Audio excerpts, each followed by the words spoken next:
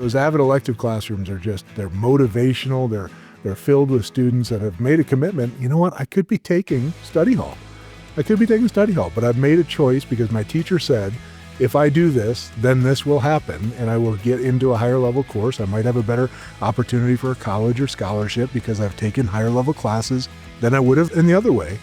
And we have some great success there. We have great success in Douglas County because, again, we're starting with students that are really, really great in the first place. And if we can raise that bar even higher, wow. If you could learn how to learn better, or if you have kids in school, help them unlock proven strategies to ensure they get the most out of school, would you want to hear more about that? Here on the DCSD Notebook podcast from the top-scoring school district in the Denver area, we're going to devote the next 3 episodes to a deep dive into the AVID program. I'm your host, DCSD Communication Director Jason Hackett, and in this episode, we're going to start at the 10,000-foot level and learn what Advancement via Individual Determination, or AVID, is. That first voice you just heard is our guest, Douglas County School District's co-director of the program, Gordon Mosher, who's going to tell us the why, the how, and the what of this program that can literally change the course of a student's life. From someone who does okay, but could achieve so much more if they were equipped, challenged, and guided to embrace their potential. In our next episode, we'll drill down a little deeper and have a conversation with 3 principals in Parker who can tell us what AVID looks like at the elementary, middle, and high school levels. And in the 3rd episode, we're going to hear from the DCSD graduates who went through the AVID program and can tell us how it helped them go forward into college and careers with confidence. So get ready for a trio of eye-opening and inspiring conversations. And let's get started with our first guest. Gordon Mosher, thank you for joining us on this episode and helping us out, learning a lot about the AVID program. I want to jump deep into that. But first, what we like to do on these podcasts is start off by just trying to get to know the person a little bit. Did you ever get in trouble in school? And if so, what did you do? Nice. Yeah, so I'm a proud first generation college student. So grew up, my dad worked in a cast iron foundry and then actually went into law enforcement, was a corrections officer for a number of years. My mom worked and owned a daycare center. I'm the first in my family to be able to make that leap into the college realm and was very proud to be able to do that and honored that I had that abilities. But I would say growing up, I grew up in a town of Coldwater, Michigan, which is southwest of Detroit, kind of down on the state line there. And I definitely had my share of opportunities to get in a little bit of trouble. There's, I guess, some things that you could do 30 years ago that wouldn't get you in trouble, that would probably get you in trouble today. But for the most part, pretty good kid. But it was more, the opportunities I talk about. I talk about this a lot with students is that, I just did whatever my counselors asked me to do. And if my citizenship grade was okay, my parents really didn't care if I had a C or an A, just really being a good person in school. So that was really instilled for me from a young age. Just be a good person, do right things. Not to say that I wasn't one of the people that would try to get away with it if I could. Right. Absolutely. That's a good point about there's certain things that we could have gotten away with back when we were growing up that you just can't do anymore. Absolutely. I had this issue when I was I think I was a junior in high school. I had study hall first period. So I just didn't show up for it. And I think I would probably have gotten in trouble for that quite a bit now. But, Yeah. I can sleep in all year long. It's great. Why not? Yeah. Why not? Thank you for sharing a little bit of that and letting us get to know you a little bit. But we want to talk about the AVID program. And first, can you explain what it is and what your role with the AVID program is? Sure. So AVID is an acronym. So AVID stands for Advancement via Individual Determination. So AVID started in 1980. One teacher, one classroom in San Diego, California.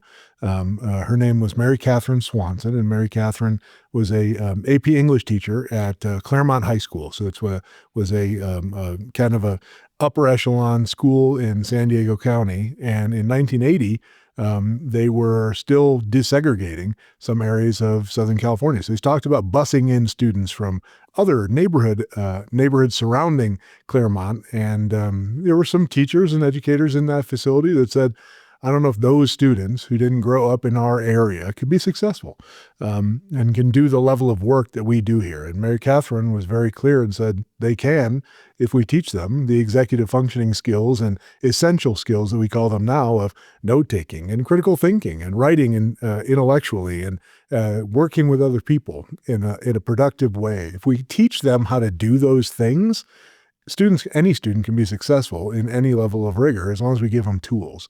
So the big tenet with AVID, again, starting in one school, one teacher, those 30 kids came in as freshmen, all 30 graduated high school and all 30 graduated college. And those were kids that, some people would have said couldn't rise to the level of rigor that was expected at this school. So obviously that caught the attention of San Diego County AVID and started moving even more and more. So it was kind of a Southern California thing for a number of years. Then it grew into more of California, actually started branching out into other states like Texas and Florida. Colorado actually was pretty early in the game. Cherry Creek Schools has been doing AVID for, I would say, close to 30 years. So AVID's in 45 years. This year is actually the 45th anniversary of AVID. And I was, lucky enough back in the early 2000s to be trying to look for ways. I was an administrator in Yuma, Arizona, so down on the border of California and Mexico. We were looking for ways to help our students be more successful. And again, we were talking about the same things. We're talking about students come in with the skills to be successful. And sometimes no. If they don't have those skills, it's our job as educators to teach them the skills so they can access the curriculum we put in front of them. And we started using AVID. So we started using AVID, and it was a client of AVID back then, and started doing some work with them. We had some really good success, training tons of teachers in the core elements of AVID is WICOR. So WICOR. So writing, inquiry, collaboration, organization, and reading. And those tie very, very cleanly with most of the essential skills and the workforce skills that we see across the board from any job or career that you're going to have. So when you talk about can you write and think and work with others and organize yourself and your materials, can you read analytically and successfully in any subject area, those skills are transferable. And those skills open up the opportunity to be successful however you want to go, and whether that's college, career, military, or just being a productive citizen. So we had some success there, and then I moved briefly to Southern California. The company actually hired me to start doing some of this work on a larger scale. AVID's in 7,000 schools across the entire United States and internationally. There's AVID in Australia and Germany. All of the Department of Defense schools, and across the world have this in them because, again, it's about skill development. It's about getting students opportunities to be successful when they get anything put in front of them that's academically challenging. So the thing I love to talk about most with AVID is there's two words that kind of go hand in hand, and that's rigor and support. And it's actually a quote from the founder, Mary Catherine, that rigor without support is a setup for failure, and support without rigor is a tragic waste of potential. So you can't have one without the other. You can't give students a bunch of skills and then give them less rigorous material. They don't need the skills. And you can't give them really hard things without teaching them how to be successful. So you have to do both of those things together. When I moved to Colorado, I actually lived here in Douglas County, but my job was moving all over the country and helping other principals and superintendents do this work. I've known the administrators here in Douglas County for a long time. We had AVID here. I worked with them doing some of that work. And when I had the opportunity to come in and do some closer to home work, as I like to say, I said, yeah, I want to do that here. So we've had a couple of schools in Douglas County. Legend High School has had AVID for, they got to be pushing 20 years now. So when Legend High School opened, some administrators, Corey Wise and Danny Windsor, were there. They came from Cherry Creek, where AVID was much more prevalent. They said, we know this works. Let's open up Legend High School with that as a core tenet of how we do business. And we were successful there. And it was a really great opportunity to see it work at a large-scale high school in an affluent, area such as Douglas County, with students who come from a lot of two-college parent backgrounds and have tremendous opportunities. But every school has a middle, and every kid needs skill development. And that's really what makes AVID great, is that it's just talking about, it's not a math curriculum. It's not an English curriculum. It's not, fill in the blank. It is skill development to help students do better in harder classes. And so that's what it is. And now we've got AVID in a number of schools in the Parker region, and we've got our first school over in Highlands Ranch with Crest Hill Middle School. So it's a pretty fun thing to be a part of. Interesting. Wow, this is fascinating. There's a lot to unpack. Yeah. You wear a couple of different sets of hats. You're the executive director of schools for our choice programming. Right. And does AVID fit under the choice programming, or is that a separate hat that you wear? And how does that, Sure. and how do you oversee the AVID program then when it's in the district? For sure. So, I mean, choice programming is all of the open enrollment, all of the charter school authorization, all of the movement between schools. So that's a great opportunity to work with everyone across the system. So I'm the AVID, what's called the district director, and I'm actually a co-district director with our assistant superintendent, Danny Windsor. So Danny Windsor was the district director of AVID for a number of years. As he's moved into that role of assistant superintendent, he was the AVID district director when he was in my role in choice programming. And so we've always really had a really tight collaborative relationship with how that works. Yeah, so it's something I get to support those principals with professional learning opportunities, with site coaching. There's AVID reps that come in and help us learn from other schools across the country. That's the favorite thing I loved when I worked for AVID for 12 years and oversaw the Western United States for AVID Center. And my greatest joy was going in and finding something that I knew would work in another place. It's like, you know what? I've seen a school that looks just like this, and that what you're doing will make those kids have a better opportunity. I'm going to bring it back. So stealing those great ideas, being able to, hear from others across the country. We still get that with AVID. AVID will bring in their people. They do things statewide. We collaborate with other districts to say, again, what are we doing to help our students develop into better scholars? Going down that road of bringing in trainers, what does the training look like? Is that throughout the school year, or is there a specific, they come in for a PD day or part of the summer? How does that work? And then how does that translate into classroom experiences within our schools? So it's multifaceted. There are big trainings in the summertime, obviously, when teachers traditionally are off. So we have these, AVID will offer regional trainings like in the Denver Convention Center or in San Diego or in Houston or, fill in the blank. So big metro cities across the country. They also do kind of smaller regional trainings. And so you can send teachers to be a part of those. What I loved about when we do those, and I think our teachers and our educators love equally, is I actually still do a little bit of work for AVID Center, and I teach some classes in the summer. They hire me to teach principals. So they hire me to come in and talk through that lens as a principal teaching other principals. Math teachers get hired to teach math teachers. Science teachers get hired to teach science teachers. So when you're in a training for AVID, you're in with your cohort. They may not be people from your district, they may not be people from your state, but you're all through the same lens of how do I make this work in my specific content or focus area?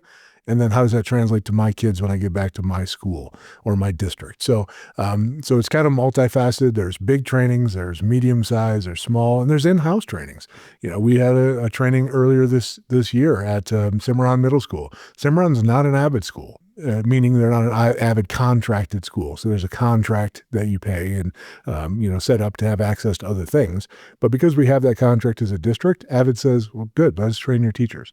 So, Cimarron had, I think, 15, 16 math teachers. They brought in Crest Hill Middle School. We brought in Highlands Ranch.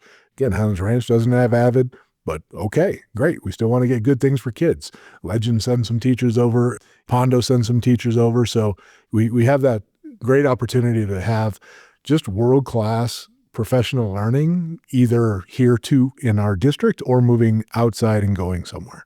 So then as those teachers learn kind of the AVID method for teaching and how to explain things and help kids organize, what does that then look like at the classroom level and for students? AVID's a pre-K 16 system. So you have college teachers that are learning through their lens of how do I teach and instruct better as a professor in college. And you have, preschool teachers learning how do I do this in ECE and how does this make sure that students are developing these skills early on. So that WICOR piece, it's not math math AVID. It's not AVID science, but it's saying, okay, if you're teaching biology, how do you develop the skill of writing in your biology class? How do you develop the skill of collaboration, meaningful collaboration on a project with other students in biology? So those are the things that are happening in that application phase at AVID Elementary. So we have two elementary schools in Douglas County, Franktown and Frontier Valley. And both of those schools, you send grade level teams. So like all of fifth grade teachers will go in and say, okay, well, how do we talk about these skills? And when we say read, what does that mean? I don't want students to have to guess when they walk class to class to class. What does it mean to read? What does it mean to write? What does it mean to make a mind map? If we can get some consistency on our expectations, students can focus on the content and not on what makes me happy as a teacher, right? So we get stuck in that area of, it's like we have fantastic educators in Douglas County. We have the best of the best, and they've learned through their training or throughout their experience and education, fantastic ways to help students. And everybody wants to help kids, and that's what I love about being here so much. But we have to remember the end user, the student. If I was a very egotistical science teacher at the high school level, and my way of taking notes and my way of annotating the text and my way of making a notebook and my way of filling the blank. Well, then that kid went to 7 other teachers and got my way, my way, my way, my way. Versus, hey, here we call reading doing this. I want you to highlight or underline key terms and ideas. You're going to annotate in the margins your thoughts, or you're going to draw a connection arrow between things that make sense to you. We're going to practice that. We're going to summarize things. We're going to reflect on our learning, and we're going to summarize on our learning. We're going to do these things consistently because they work. In education, we talk about best tier 1 instruction. It's like, you only get one chance to teach these things. And you have to do those at the highest level possible. So best tier 1 instruction are research-based, evidence-based, aligns with a guaranteed and viable curriculum. It's looking at how do we get the biggest bang for our buck to make sure our kids are getting skill development, strategies incorporated, and also they're engaged at the learning at the appropriate level of rigor as defined by the standards. We want our kids all at or above grade level standards in Douglas County. That's a goal, is that we should be doing that across the line. And again, I talked about rigor and support. If we're going to challenge them, we have to teach them how to do those things successfully. I can't just say, read this or take notes. If I say take notes, I'm going to get in a classroom 35 different interpretations of what does take notes mean. Well, if I teach them, when I say take notes, here's what I mean. I want you to do this. I want you to do this. I want you to do this. We go through that line of expectations, and we have that consistent reteach opportunity. Kids start then doing it because it becomes a tool for them. And that's what we want. Is we want kids to have a huge toolbox of, I can be successful when they leave our schools. I go back to something you said earlier where you talked about teaching the kids in the middle. Yeah. And as you're explaining some of this, I'm thinking about, some classes come easier to somebody, sure, right? And somebody has an aptitude for this, or they just pick it up, or they're really good at memorizing things, or they're good at figuring out how different concepts connect. And so there may be some of the higher achievers, right? And I'm not an educator, so I don't have the right terminology for this necessarily, but I think learning comes easy for some of the kids, like absolutely, kind of at the top, right? And even when it comes to taking notes, whatever works for them and they commit it and they get it, great. But for the vast number of kids, I'm guessing the middle's probably the biggest group, right? Mm-hmm. Because there's going to be such a variety of learners in there and kids that learn differently. We've all heard about all the different learning styles. Mm-hmm. And then as kids bring in a specific background, and maybe they don't have necessarily the aptitude. I've never been a math person. Like I would need to be in, I don't know, all kinds of, need help on the math. I'll challenge you with that. I'll challenge you. You know how you be a math person? Yeah. Are you a person? Yes. If you do math, you're a math person. There you go. That's it. That's all you got to do. If you're a person, that's step 1. Right. Do math. Step 2, you're a math person now. Okay. So there it is. So that's I'm guessing kind of that introductory, of encouraging people then and getting them into it. And here's how to. Is it a little bit of learning how to learn or learning how to learn better? Is that a way of explaining? Yeah. That's a term in education. It's called metacognition. So metacognition is learning about my learning and learning what makes me learn effectively and what doesn't work. And if I'm only exposed to one methodology of learning, then if that one doesn't work for me, I got problems, right? And I'm not going to be successful. But we want to expose children to multiple avenues of again, the skills to access the material. So, when I talk about that middle, and I should have clarified, earlier at elementary, there's no class for AVID. There's no, it's just a teaching methodology. It's best tier 1 instruction, common instructional languages, all those types of things. At secondary level, middle and high school, there's actually a class. So the math teachers across the building and the English teachers and the science teachers, they are all just doing the same thing, best instruction. But then the school selects a couple of teachers and actually trains them, and there is a curriculum for what is called the AVID elective class. And students in middle school and high school are actually chosen and selected to be in that class. And those are students who, are typically students who I like to say, they're the students who we identify who we see them just kind of being there and they do well, but they're not pushing themselves and they're not realizing their potential. I would have been a great AVID student, right? I talked about that. I walked down the hallway and I saw that we had honors level classes or AP classes, but my counselor put me in regular class. So why would I ever say I could go do that? I didn't ask that. I didn't ask, how do I get into that class? And, we have students that do that. We have students that are just great kids and are there and will do the work, but no one's telling them you can do more. If I give you a little bit more skill development, a little bit more focus, help you organize yourself and your thinking better, teach you how to be more structured with your note-taking, help you understand how to be analytical about what you're being taught, how it works for you and how it doesn't. If we give them some of that skill and support in a smaller environment, we can then raise that bar for those students. And so that's at the secondary level, middle and high school, students actually apply and get accepted into this AVID elective class where they're with a cohort. And the whole point is that if you're in that class, it's not to do well in the AVID class. The reason you're in that class is that with that support, you're going to do better in math, science, history, and English at higher levels of coursework. So we want to push those students and push them into a higher level of rigor while also backing it up with the support in that AVID elective classroom. And so those are some of they're just fantastic classes to visit, the secondary AVID elective classrooms. So, we walk into those and you got a teacher in there that is teaching skills and teaching, cooperation and teaching a group of high school students to say, I got your back and you need to have each other's backs.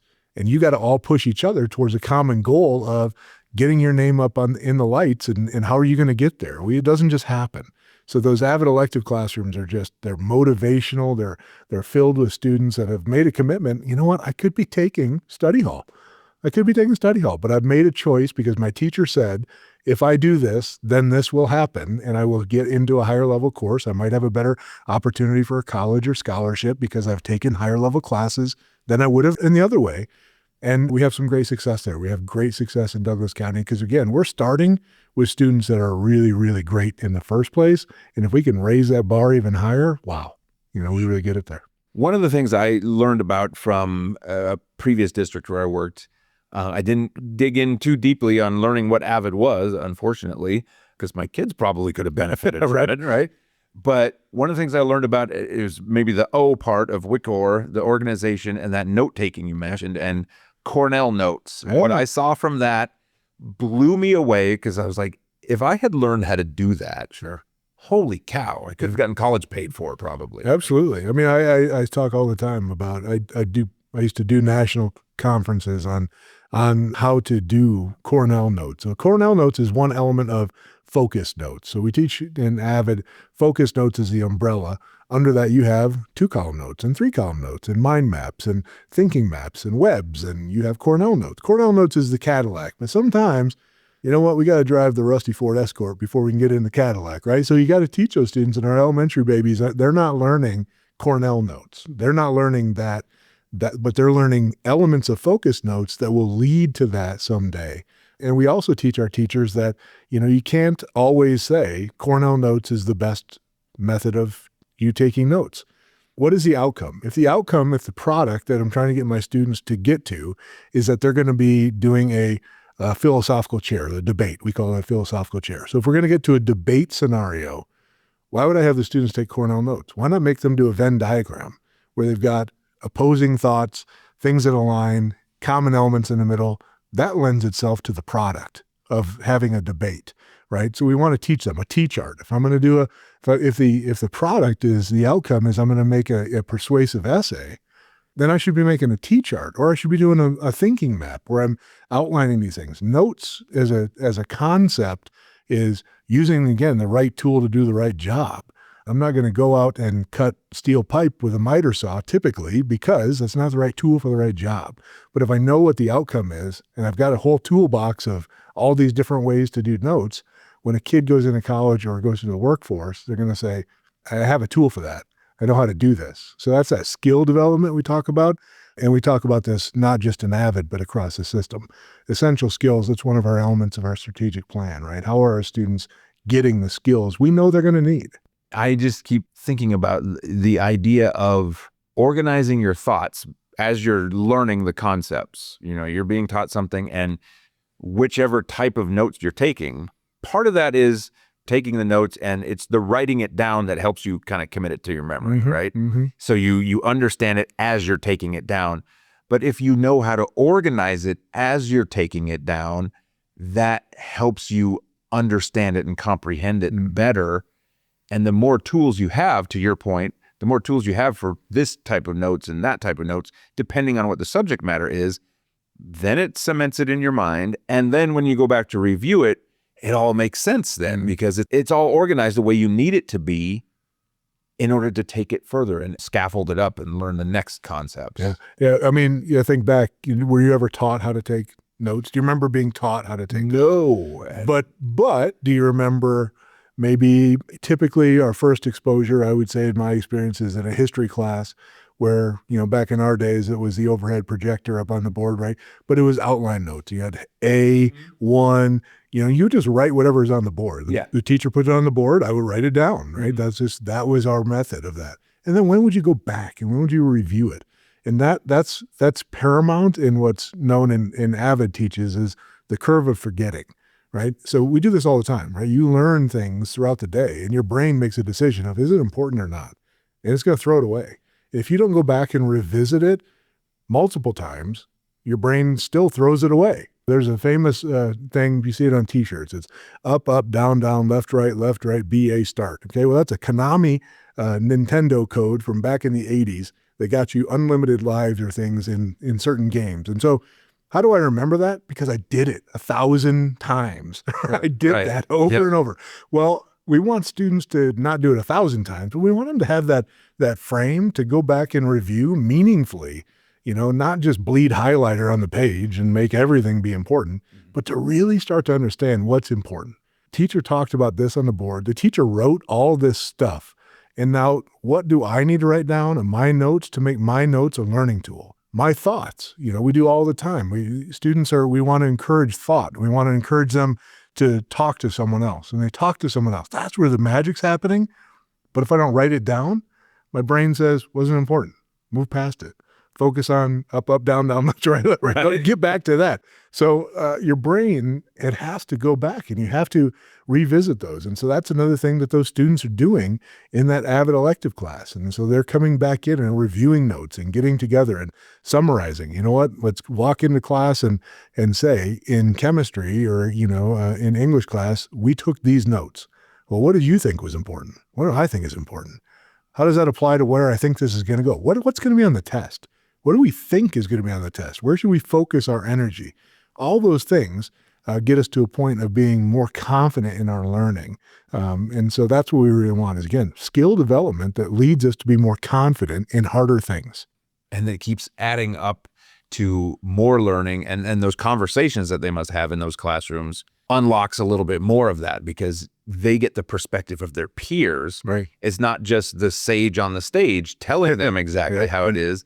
They learn from their peers and they kind of pick up on things. And there may be even just ways that students talk with each other, I'm guessing, that helps them cement it a little bit better. But as they add this vocabulary through AVID, it just ramps it up that much more is what I'm assuming. Yeah.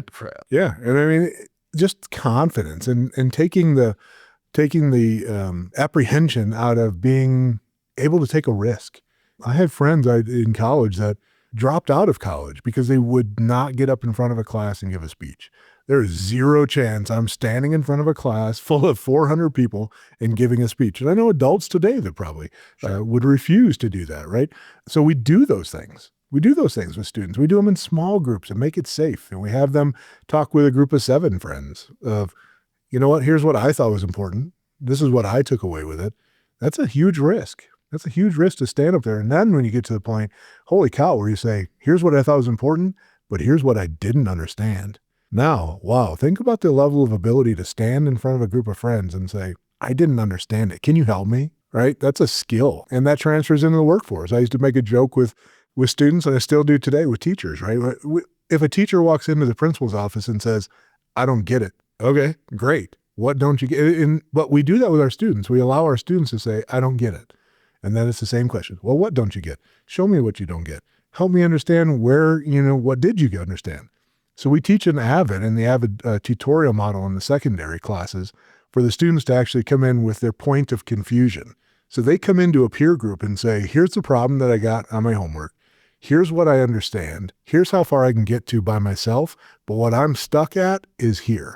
And if I walk into the principal's office as a teacher and say that method of flow, I'll get help. And it doesn't matter if it's in education. If I walk into the CEO's office and say, hey, here was the project outcome. I know you talked about these key performance indicators. I got this. I just don't understand how you want me to demonstrate efficiency on this metric. I'll help you. But you can't walk into my office and say, I don't get it, right? So it's that investment of demonstrating I'm here and I worked at it and I tried and I understand where I don't understand. That's a skill that takes years to develop. Absolutely, because whether it's in school or, to your point, out in the work world, people that learn how to just kind of cover up and make sure, like get past, well, I didn't understand that, but I'm moving on. Then they've got a gap in their knowledge and they can't advance past that. And at some point, especially like in a job perspective, at some point it's going to get exposed that you don't know how to do this and you never asked for help. Right. And that's going to hurt your performance then at that point. And you're potentially not going to be able to grow beyond whatever that role is. So learning how to ask for help and find ways to collaborate with people, especially in this modern work world and as things get more interconnected, we've got to have those tools for how to talk with people and ask for help and admit, I don't know everything. Because that's a hard thing to say. That's a hard thing to say. But, our superintendent says that all the time. Don't be afraid to take a risk. We have a culture of safe mistakes. That doesn't just happen. It doesn't just happen. You have to have, number one, you have to have the latitude by your boss or by your leader to have that. But then you also have to do it. And you have to do it a lot before you get comfortable with it, right? I've screwed up a lot. I don't know about you, Jay. I don't know. Oh, a lot. Yes. I've messed up a lot in my time on this earth, right? But every one of them was a learning opportunity. And we have to be able to look at it like that. And our students have to be able to fail. They have to be able to fail. And they have to be able to find ways to get better. And that didn't work. I don't like the way that felt. I don't like that at all. So how do I get better next time?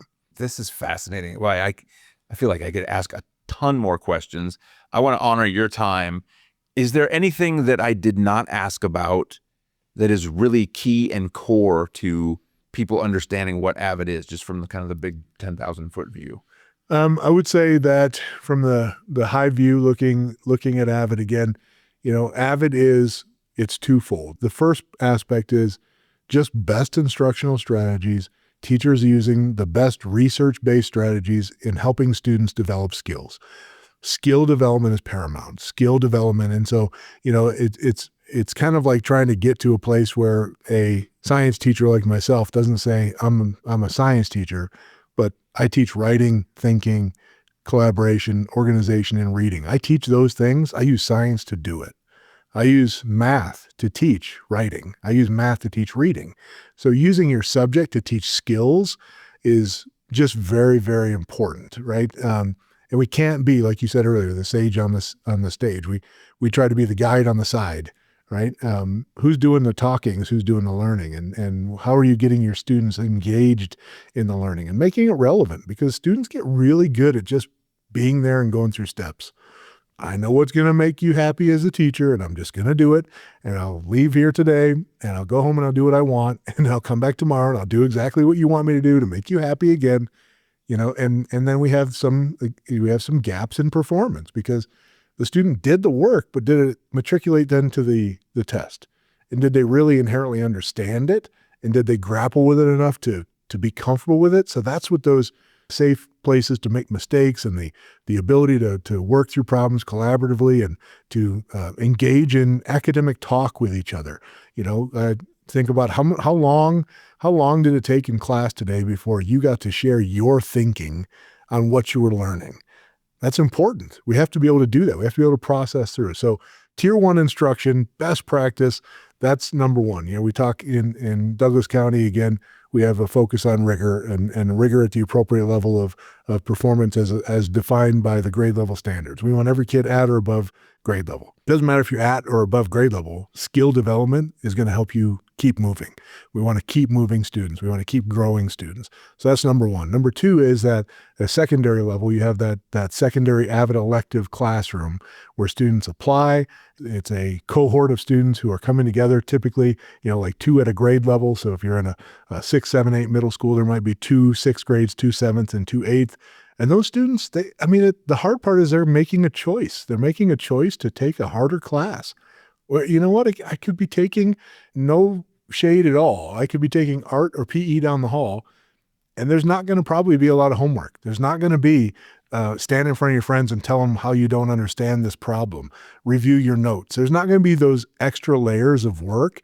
Again, you're making a choice to take that class, but that choice leads to opportunities, and that choice leads to the 2 things I mentioned at the beginning, rigor and support.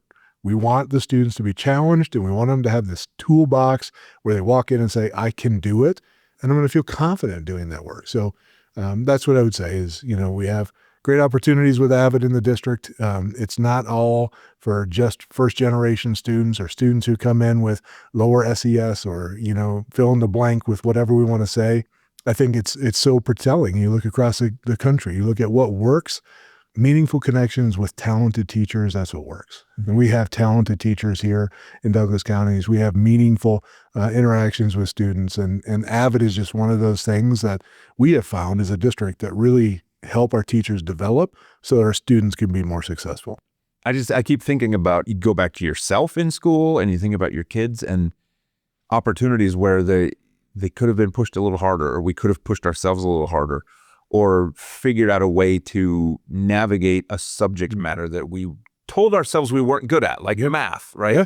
But if you had the right tools and the right people encouraging you to come back and say, figure out the Pythagorean theorem, I specifically remember my geometry class in high school. I was not a huge math fan. I think a lot of people are not huge math fans.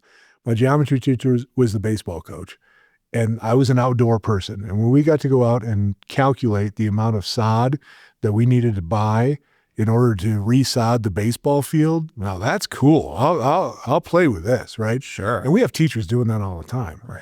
But we have to recognize that some kids won't be happy sitting in a classroom looking at the figure on the wall that really made this other kid, that other kid loved it, but they got a different learning style. And getting out and seeing it, or seeing these shapes, or watching how did astronomers make the connections in the stars, those types of things might click for that kid and turn it into an opportunity for them to say, okay, I'll take the next step. I'll trust you to push me because I know that you're going to teach me how. Right. Yeah. Oh, this is fascinating. One more question that I'll ask, and feel free to tell me we don't have to go this route or whatever, and I can cut it out. But is there a reason that AVID is not in all of our schools? How do we make sure that it's available to everybody? Yeah. So, AVID is there's a contract fee. It's relatively, it's not very high, but we have fantastic schools that have made fantastic choices with how they will define themselves in Douglas County. We have expeditionary learning, and we have lighthouse schools, and we have leader in me schools, and we have a lot of different focuses, STEM focus. We have schools that have kind of branded themselves in certain ways. Now, I would argue AVID fits with any of those. AVID fits with any of those, and the professional learning would fit with any of them. specifically at the elementary level. It's just best tier 1 instruction. It's a better training for our teachers around, what really makes it click for kids. And it's consistency. It's not just teacher to teacher to teacher making decisions in their own classrooms. And some leaders in some schools, they don't see as much of a benefit to that. They would like that autonomy. They would like the individuality that happens. So AVID is more of a consistent, expectation across the board of here's how we do, here's how we do instruction, and here's what we call instruction. And as educators, I was raised with Bloom's taxonomy. Well, I don't want to talk about Webb's depth of learning. Well, I don't want to talk about Costa's levels of thinking. So they're all the same thing. They're all the same thing, but how we call it matters. And sometimes as educators, we kind of get stuck in that. But we like I said, we had one school for a long time that was legend. Then we had Sagewood Middle School came on. Well, in the past few years, Ponderosa's joined as an AVID school. And then Franktown Elementary, Frontier Valley, now Crest Hill, Vale, is using AVID for all of their students. And it really comes down to the principal first knowing and understanding what it is, and what it isn't, I would say as well. And then making a decision and saying, this is something we want to invest in and move in. There's a lot of initiatives. There's a lot of things that happen in education. And sometimes a principal knows best. And they say, my staff's not ready to take that leap. We're still working on this curriculum and integration, or we're still doing this work around culture of our building. We're focused there. When we get down the road, maybe I'll have the opportunity. We'll move into the next one. But it's really just that administrator and team decision to say, this is something we want to move with. And sometimes it's just seeing it and knowing it and understanding it, walking in and seeing one of our schools that's doing AVID really well and saying, wow, I'd like to do some more of that, and so we help make that happen. So partly we've got such a variety and a portfolio of schools and different approaches to learning. Mm-hmm. And then beyond that, it's exposure and capacity and readiness to jump into it. Okay. Yeah. So hopefully it keeps growing and we get more schools on board, because everything you said, my mind is just kind of electrified right now. Well, I did used to work for them. I don't work for them anymore. Right, so the inside and out. Yeah. Yeah. But when you see it work really well, I've walked into some schools in poverty-stricken areas. I've walked into some areas that you would not expect students to be excited and engaged, viewing life through a lens of, I can do this. And they are, because their teachers are all together and their teachers are all holding a bar high and saying, walk with me. I'm going to help you. And I'm going to teach you how to do this well. And I'm going to have your back when you fail, and it's okay. And they build a culture where those students are all in it together. And I won't say, that we don't have that here in Douglas County. We have, again, tremendous schools, tremendous variety of portfolio schools. And some schools just choose to say, we're going to do it that AVID way, and it works for them. That's great. All working toward the same goal of having our kids achieve more and learn more and be so much more prepared for the future then. Absolutely. This is great work. Thank you for all you do in helping to make this possible and getting everybody on board and moving forward with this thing. Yeah, appreciate it. Thanks for the opportunity. Thanks for listening to the DCSD Notebook podcast and the first of our 3-part mini-series on the AVID program. Be sure to check out the next episode with 3 principals telling us about AVID at the elementary level, middle school, and high school. The episode after that will feature DCSD graduates who will give first-person examples of how the program raised their level of scholarship and set them on paths of success they don't think they would have walked without what they learned in AVID. To make sure you don't miss those episodes or any others, hit the follow button in your favorite podcast app. And if you find this podcast useful, do us a favor and tell someone about it, especially anyone who wants to know about the quality of schools and programs here in Douglas County School District. And as always, thanks for listening.